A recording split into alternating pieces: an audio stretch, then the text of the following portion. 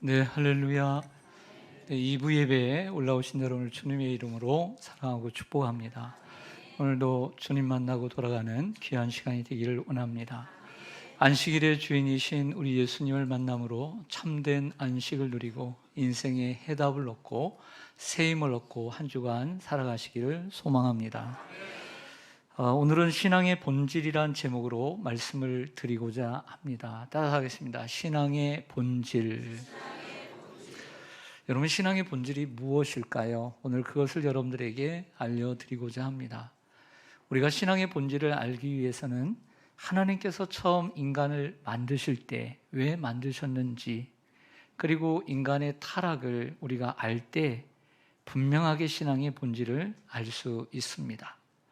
그래서 창세기 2장 15절을 화면을 통해서 보시면, 여호와 하나님이 그 사람을 이끌어 에덴 동산에 두어 그것을 경작하며 지키게 하시고. 아멘. 여러분, 하나님께서 아담을 만드시고 어디에 두셨다고 했습니까? 에덴 동산에 두셨습니다. 아담을 먼저 만드시고 에덴 동산을 가꾸라고 말하지 않고 세상의 모든 것을 지으시고 아담을 에덴 동산에 두어서 그것을 경작하고 또 그것을 지키게 하셨다는 것입니다.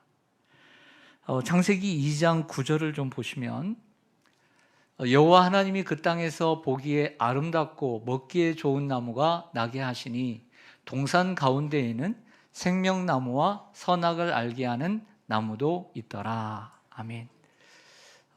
동산에는 먹을 것, 마실 것 너무나 많은데 그 동산 중앙에는 두 개의 나무를 두셨다고 했습니다. 그 두 개의 나무가 무엇입니까? 생명나무와 선악을 알게 하는 나무를 두셨습니다.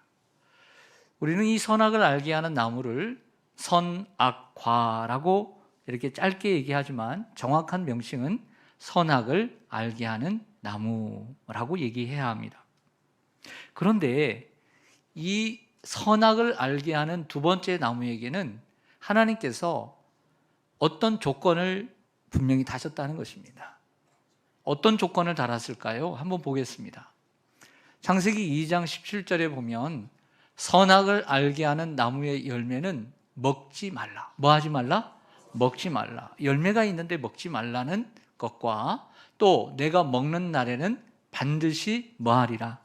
죽으리라 라고 하는 조건을 다셨습니다.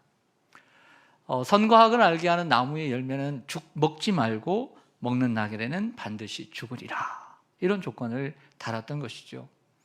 그래서 아담이 결국에는 하와와 함께 마귀의 깨움을 받고 선악을 알게 하는 나무 열매를 먹게 되었습니다. 우리는 이 사실에 대하여 믿었을 때, 처음 주님을 믿었을 때, 또 믿지 않는 사람도 이 선악과에 대한 이야기를 대부분 알고 있기 때문에 이렇게 얘기합니다. 하나님께서 왜 선악과를 만드셨을까? 선악과를 괜히 만들어서 아담을 넘어지게 했어. 하나님께서 선악과를 만들지 않으셨다면 이처럼 타락할 일도 없었을 텐데 하나님은 괜히 선악과를 만드셨어 라고 우린 얘기합니다. 하지만 사실은 그렇지 않습니다. 이 선악과는 우리에게 너무나 중요합니다.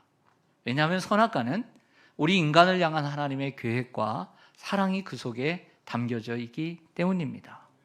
설명을 드리자면, 하나님은 창조주이십니다.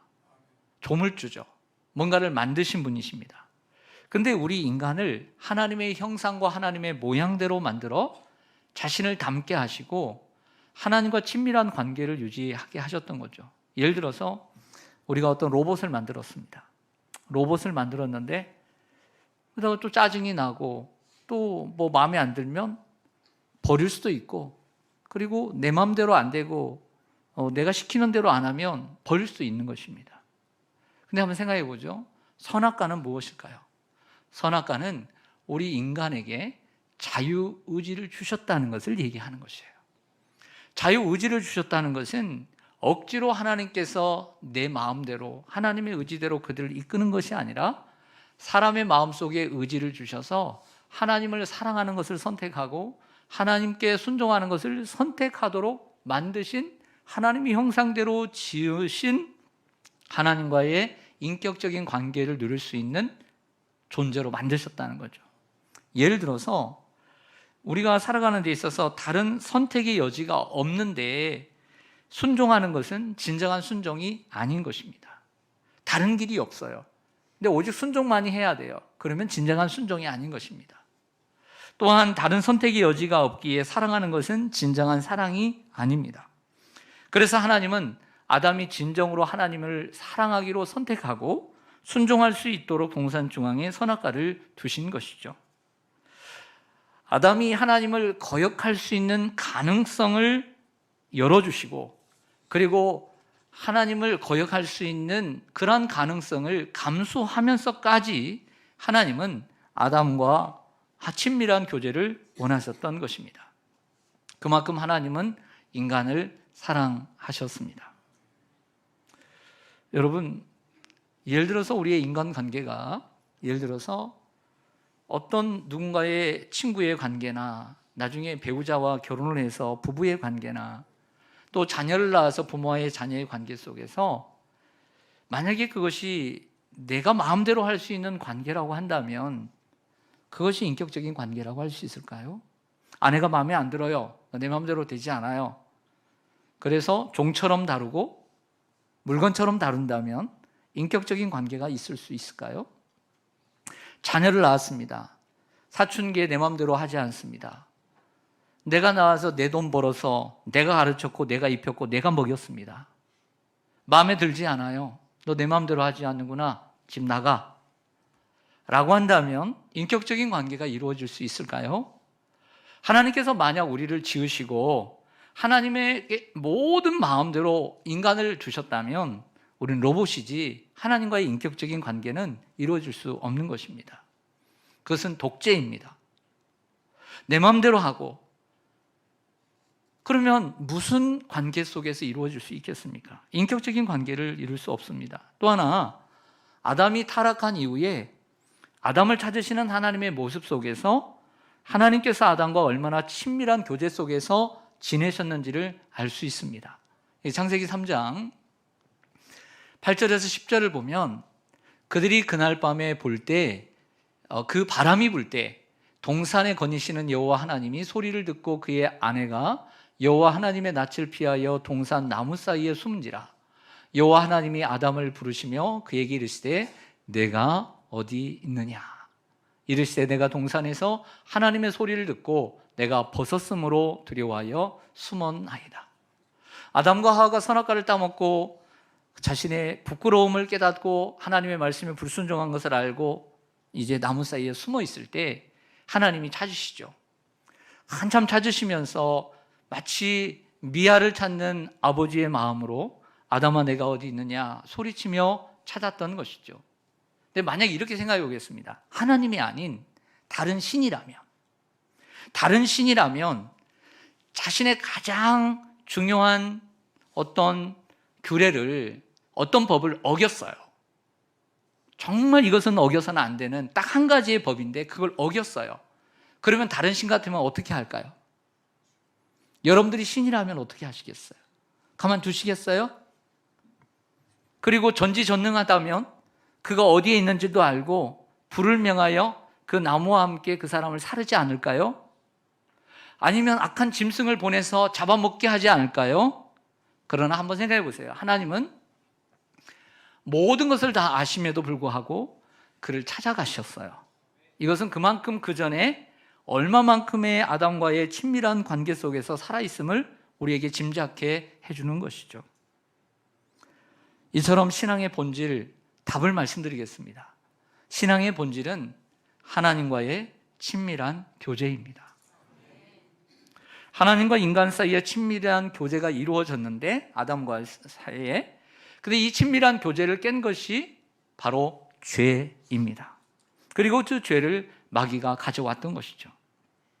그래서 하나님께서 그들과의 친밀한 교제를 회복하기 위하여 그 죄의 문제를 해결하시기 위해 외아들 예수님을 인간의 모습으로 이 땅에 보내주셨고, 그 십자가에 못 박혀 죽으시고 피 흘려 죽으심으로 우리 인간의 죄의 문제를 해결해 주셨습니다. 인간이 받아야 될 죄를 예수님이 그대로 대신 담당하시고 대신 지불하시고 대신 속죄해 주셨습니다. 그러므로 우리는 예수 그리스도, 그 십자가에 못 박히신 예수 그리스도를 믿어야 합니다. 믿음으로써 죄의 문제를 해결할 때 우리는 하나님과의 친밀한 관계를 회복할 수 있는 것이죠. 에베소서 2장 13절을 보시죠. 우리가 작년에 다뤘던 에베소 2장 가운데 이런 말씀이 있습니다. 이제는 전에 멀리 있던 너희가 그리스도 예수 안에서 그리스도의 피로 가까워졌느니라. 이전에는 어떻게 있었어요? 멀리 있었어요. 무엇 때문에? 죄 때문에. 우리가 누구와 멀리 있었어요? 하나님과 멀리 있었어요. 근데 너희가 그리스도 예수 안에서 그리스도의 피로 가까워진 줄로 믿습니다. 에베소서 2장 16절에 보면 또 십자가로 이 둘을 한 몸으로 하나님과 화목하게 하려 하심이라. 원수된 것을 십자가로 소멸하시고. 우리가 죄를 지음으로 하나님과 등을 지게 되었고 원수가 되었습니다. 하나님이 가장 싫어하시는 원수가 되었지만 이 원수된 것을 예수님의 십자가로 소멸하시고 없애주신 줄로 믿습니다. 여러분, 사람은 누구나 살아가면서 친구 사이도 그렇고 또 연인 사이도 그렇고 사람들 관계 속에도 그렇고 부부도 그렇고 늘 가까울 때가 한 번쯤은 다 있었습니다. 가까울 때가 있어요. 그런데 아무것도 아닌 일로, 조그마한 일로 서먹서먹해질 때가 또 있고요. 또 어떨 때는 어떤 사건으로 인해 멀어질 때가 있어요. 그리고 어떤 경우에는 아주 나쁜 일로 원수로 지내는 경우도 있게 됩니다. 그렇지 않습니까? 이 얘기를 들어보면 부모와 자녀 사이도 원수로 지내는 경우도 있고요. 형제와 형제 사이도 원수로 지내는 경우들을 저는 보았습니다. 여러분, 사람은 가까울 때가 있는 반면 원수로 지내는 때도 있습니다. 하지만 그 원수가 되었을 때 그 관계를 회복할 수 있는 길은 그 근본적인 문제를 해결해야만 되는 것이죠. 그래서 하나님과 우리 사이가 가까워졌었는데, 가까운 사이였는데 멀어진 원수가 되었는데 그 근본적인 죄의 문제를 해결하기 위해서 예수님이 이 땅에 오신 거예요. 그래서 예수님은 죄의 해결책이다, 이렇게 말할 수 있습니다. 그러므로 우리는 예수님을 믿어 그 죄의 문제를 해결할 수 있고 그 전에 아담처럼 하나님과 관계를 회복하고 친밀해질 수 있는 줄로 믿습니다. 하나님은 아담을 창조하실 때부터 아담과 친밀한 관계를 속에서 사셨습니다. 또 그걸 원하셨습니다. 그래서 선악과를 동산 중앙에 두셨던 것이죠. 그래서 선악과는 우리에게 하나님과 친밀한 교제를 위한 아주 특수한 특수장치다, 특별한 특수장치다, 이렇게 보시면 됩니다. 나쁘게 보시면 안 되는 거예요. 또한 아브라함을 선택해 이스라엘 민족을 세운 목적도, 큰 민족을 이루게 하신 것도요, 그 선민을 선택해 하나님과 친밀한 관계 속에서 살아가기를 원하셨던 것이죠. 하지만 이스라엘은 실패했을까요? 성공했을까요? 실패했습니다. 그래서 그 유대인과 그 이방인을 합해서 새 사람, 새 백성을 지으시게 됐죠. 바로 그것이 교회라고 하는 것입니다. 신약시대에 주님께서 십자가에 죽으시고 부활하시고 하늘로 승천하시고 그 피로 인해서 이 땅에 교회를 세우신 이유는 이 교회, 즉 그 안에 구성원인 성도들이 하나님과의 친밀한 관계 속에서 살아가도록 하기 위해서 교회를 만드신 거예요. 이게 교회의 본질이고 신앙의 본질인 거예요.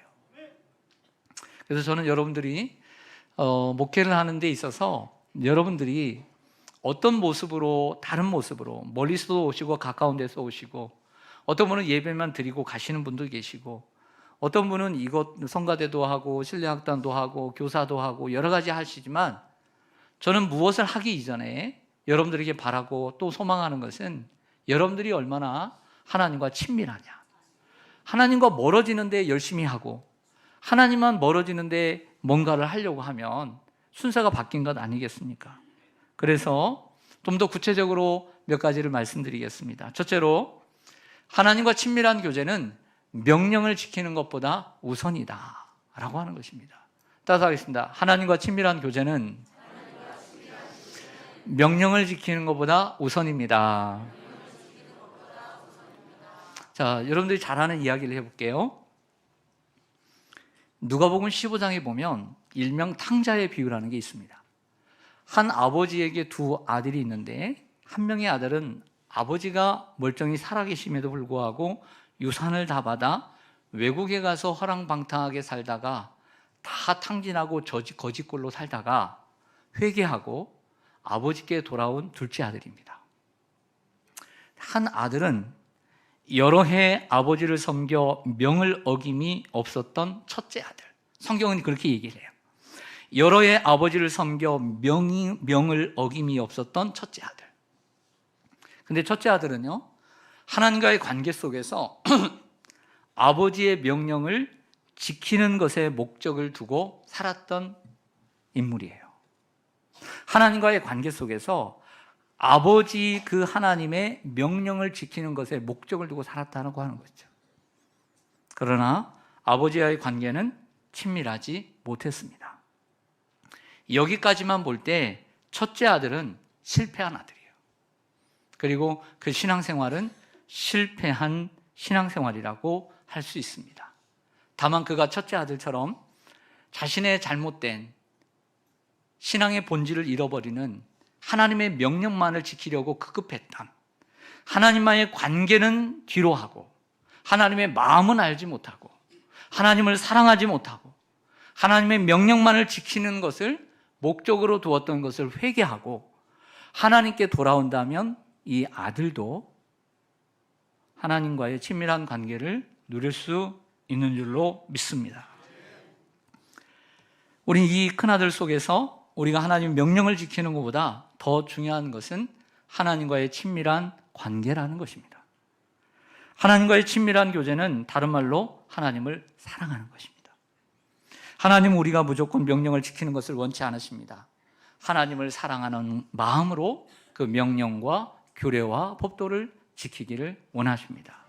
그래서 신명기 30장에 보면 15절 16절에 이런 말씀이 있습니다. 보라, 내가 오늘 생명과 복과 사망과 화를 생사와 복을 내 앞에 두었나니 곧 내가 오늘 내게 명령하여 내 하나님 여호와를 사랑하고 내 모든 길로 행하며 그의 명령과 규례와 법도를 지키라 하는 것이라.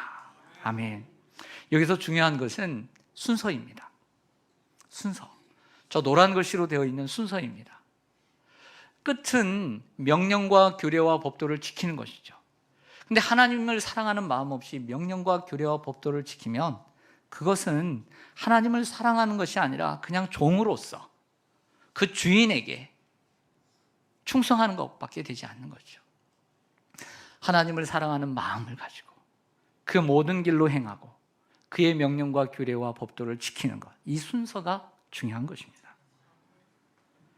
우리가 먼저 하나님과 친밀한 사랑과 사랑의 교제 가운데 거하지 않는다면 우리는 하나님의 길로 행할 수도 없고 하나님의 명령과 규례와 법도를 온전히 지킬 수도 없는 줄로 믿습니다. 지난주 이야기를 잠깐 하겠습니다. 안식일에 제자들이 하지 못할 것을 했다고 해서 바리새인들은 안식일을 어겼다라고 정죄했습니다. 바리새인들은 하나님을 잘 믿기로 작정한 사람들인데 하나님의 명령인 하라와 하지 말라의 614가지의 명령을 다 지키고 또 성경에도 없는 39가지의 안식일 시행 규칙을 지켰던 사람들이죠. 명령을 지켰던 사람들이에요. 그래서 그 명령을 지킴으로 자신을 의롭다 여기고 하나님과 사람 앞에 사람들에게 인정받기를 원했던 종교인들이었던 거죠. 근데 여기서 질문하겠습니다. 이 바리새인들이 그렇게 명령을 열심히 지켰는데 주님을 사랑했을까요? 눈에 보이는 주님을 사랑하지 않았습니다. 눈에 보이는 주님을 죽이려고 혈안이 되어 있었습니다. 그러면 그 예수님이 메시아인 것을 모르고 그랬다 치더라도 그들이 믿는 하나님을 사랑했을까요? 그래서 그 하나님을 사랑하는 마음으로 명령과 규례를 지켰을까요? 성경을 보시죠. 요한복음 5장 42절에 보면 예수님 말씀하십니다. 다만 하나님을 사랑하는 것이 너희 속에 없음을 알았노라. 무서운 말 아닙니까? 바리새인들을 향한 예수님의 말씀입니다. 저는 이런 생각이었습니다. 이 말씀을 묵상하면서 하나님께서 또 주님께서 오늘 나에게, 목회를 하고 있는 나에게, 주님을 열심히 섬기는 나에게 네 마음속에 하나님을 사랑하는 마음이 없음을 내가 알아노라 하시면 얼마나 내가 불쌍한 사람일까?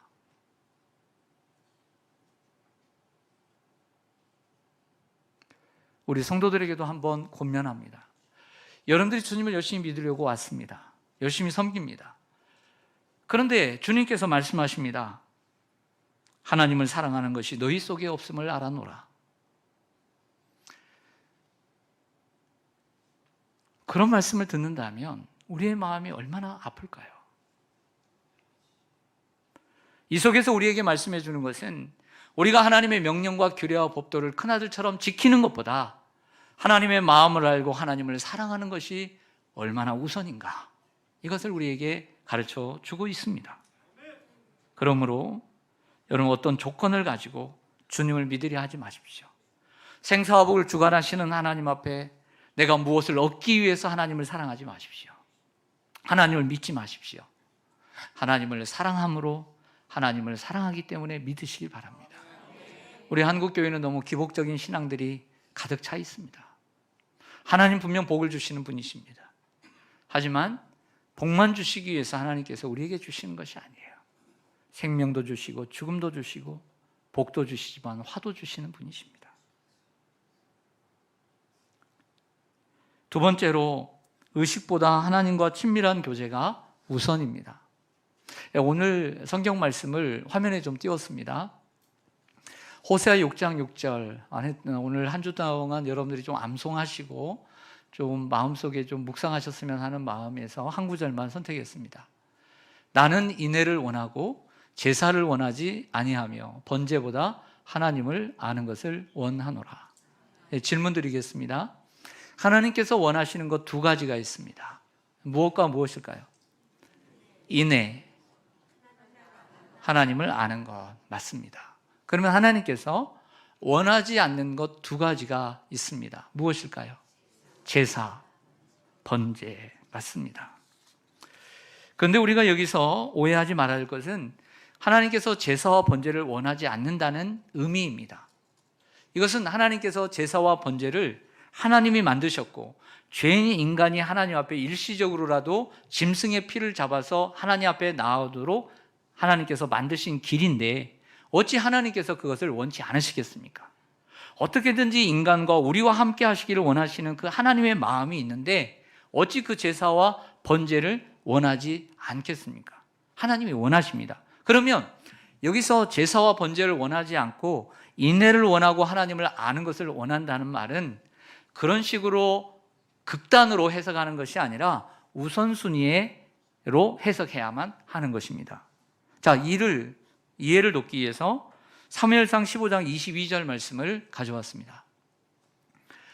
사무엘이 이르되 사울왕에게 하는 말입니다. 여호와께서 번제와 다른 제사를 그의 목소리를 청종하는 것을 좋아하신 같이 좋아하시겠나이까? 순종이 제사보다 낫고 듣는 것이 순양의 기름보다 나으니. 아멘. 하나님께서 사울왕에게 아말렉을 붙여주시고 승리를 주시겠다고 약속을 해주셨습니다. 조건이 있었습니다. 어떤 생명이든지 하나도 남기지 않고 사람이든 짐승이든 남기지 말라는 명령을 내리셨던 것이죠. 그런데 그 말을 순종하지 않고 아주 왕도 남기고 살리고 좋은 짐승들을 따로 두었습니다. 그것을 알고 난 다음에 사무엘이 한 말입니다. 여호와께서 번제와 다른 제사를 그의 목소리를 청종하는 것을 좋아하신 같이 좋아하시겠나이까? 비교죠. 우선순위입니다.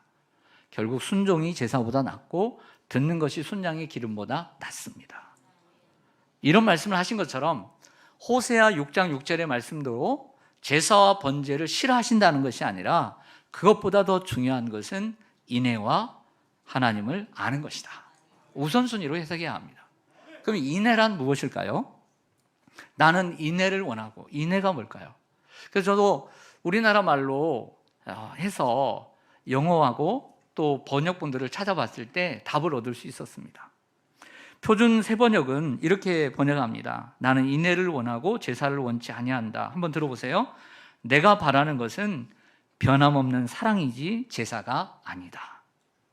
공동 번역은 내가 반기는 것은 재물이 아니라 사랑이다. 아, 그렇구나. 인애라는 것은 결국 사랑인데 하나님을 사랑하는 것, 이것이 인애고, 결국 하나님이 원하시는 두 가지는 하나님을 사랑하는 것과 하나님을 아는 것이다. 우리가 하나님을 알고 예배해야 될 줄로 믿습니다. 처음에 초신자들은 하나님을 모르고 예배할 수 있지만 조금씩 열심히 알려고 하는 마음 속에서 한 가지를 알면 그 한 가지 아는 가지고 예배하고 10가지를 알면 10가지 아는 것으로 하나님을 예배해야 합니다. 하나님을 알고 예배해야 합니다. 다시 말해서 하나님을 알고 사랑하는 하나님과의 친밀한 교제라고 하는 거죠. 하나님이 원하시는 것, 하나님을 알고 그리고 사랑하는 하나님과의 친밀한 교제를 원하시는 거예요. 사랑하는 성도 여러분, 우리가 진정한 예배 또 의식도 해야 합니다. 하지만 우리가 오늘 이 시간 하나님 앞에 예배 드릴 때도 중요한 것은 우리의 의식보다 하나님을 사랑하는 마음, 하나님께 감사하는 마음, 그 마음 가지고 하나님을 예배해야 될 줄로 믿습니다. 세 번째로, 사역보다 하나님과 친밀한 교제가 우선입니다. 마가복음의 저자 마가는 예수님의 공생의 사역, 특별히 초기 이스라엘 가운데 그 갈릴리 사역을 두 가지 사역을 감당하셨다라고 적고 있어요. 두 가지 사역을 한번 보시겠습니다. 마가복음 1장 38절에서 39절에 보면 이르시되 우리가 다른 가까운 마을들로 가자. 거기서도 뭐 하리니? 전도하리니 내가 이를 위하여 왔노라. 예수님이 전도하기 위해 오셨다고 말씀합니다. 이에 온 갈릴리에 다니시며 그들의 여러 회당에서 전도하시고, 두 번째 또 귀신들을 내쫓으시더라. 마가는 예수님의 사역을 전도와 귀신을 내쫓는 사역으로 정리를 하고 있습니다. 근데 예수님께서 혼자서 3년 동안 이 일을 감당하셨느냐? 그렇지 않아요. 12명의 제자들과 여러 제자들을 불러서 이 사역을 함께 감당해 가신 것을 보게 됩니다. 그 제자들을 부르시는 장면을 보겠습니다.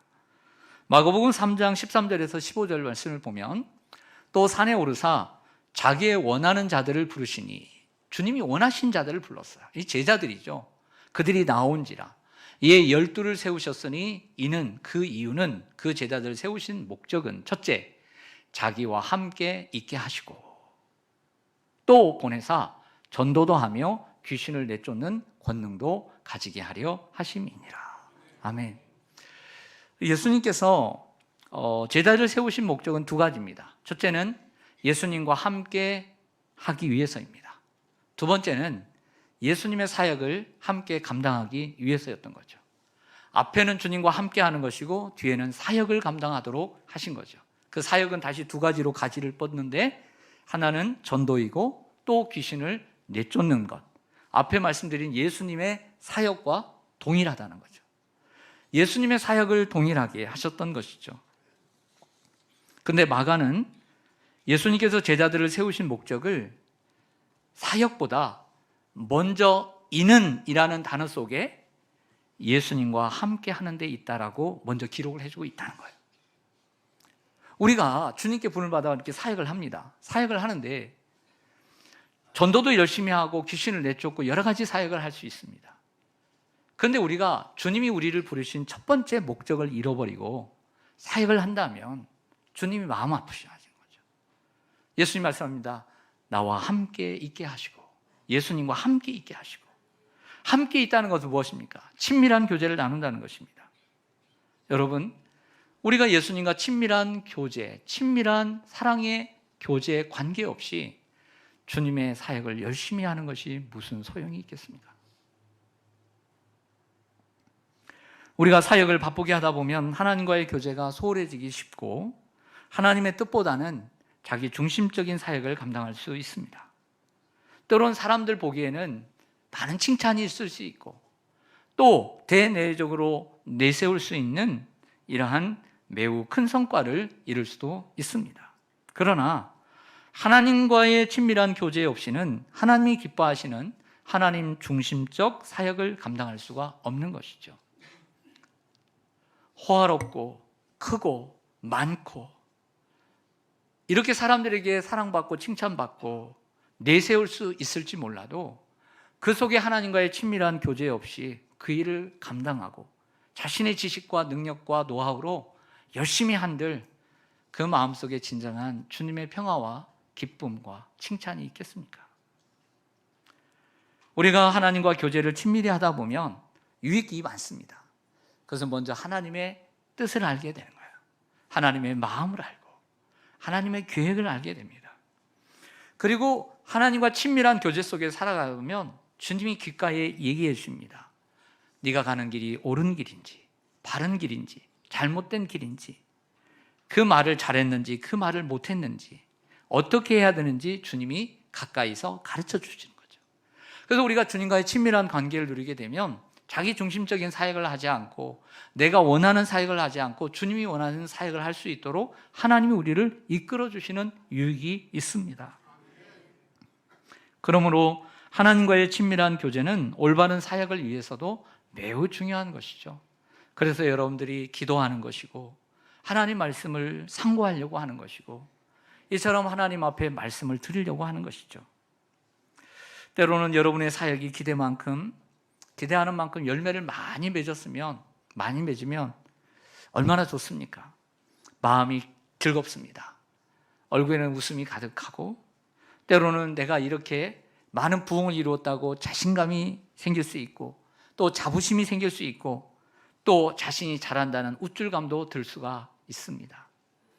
제가 처음에 서울에 올라와서 여의도에 있는 교회에서 주일학교를 맡았는데 처음에는 그렇게 아이들이 잘 따르고 그러더니 조금 지나고 나니까 애들이 주일날 모이는 숫자가 주는 거예요.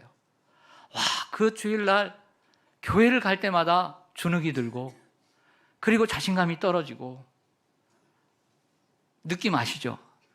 네.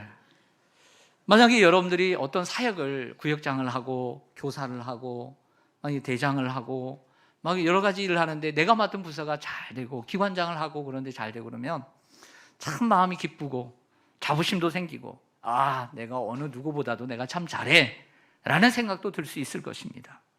또 반면에 내가 기대하고 원하는 만큼 사역의 열매가 없으면 마음이 위축이 되고 또 심한 부담감이 올 것입니다. 정신적인 압박도 크게 다가올 것입니다. 여러분들이 사례를 받지 않고 그 일을 하면서도 그러한 부담감이 있다면 사례를 받는 사역자들은 그러한 열매에 있어서 얼마나 큰 부담감이 있겠습니까? 정신적인 압박이 얼마나 많겠습니까? 여러분. 그러나 성도 여러분, 하나님께서는 우리를 부르실 때 종으로 부르지 않고 자녀로 부르셨습니다. 하나님께서 우리를 사역자로 부르기 전에 하나님의 자녀로 친밀한 교제를 나누기 원하시는 대상으로 부르셨어요. 그러므로 사역의 열매가 어떻든 하나님과 친밀한 교제 가운데 있으면 거기에는 주님의 진정한 평안과 안식이 있는 줄로 믿습니다. 사역이 기대 이상으로 잘 될 때는 하나님의 은혜에 감사드리면 되는 거예요. 하나님이 하셨으니까. 그러나 반대로 기대하는 만큼 사역이 잘 안 될 때도 하나님과의 친밀한 교제가 내 평생 신앙의 목적이고 하나님과의 친밀한 교제가 내 신앙생활의 본질이기 때문에 낙심하지 말고 항상 하나님과 친밀한 교제를 나누며 주의 일에 더욱 힘쓰는 여러분들 되시기를 주님의 이름으로 간절히 축원합니다. 아멘. 기도하겠습니다.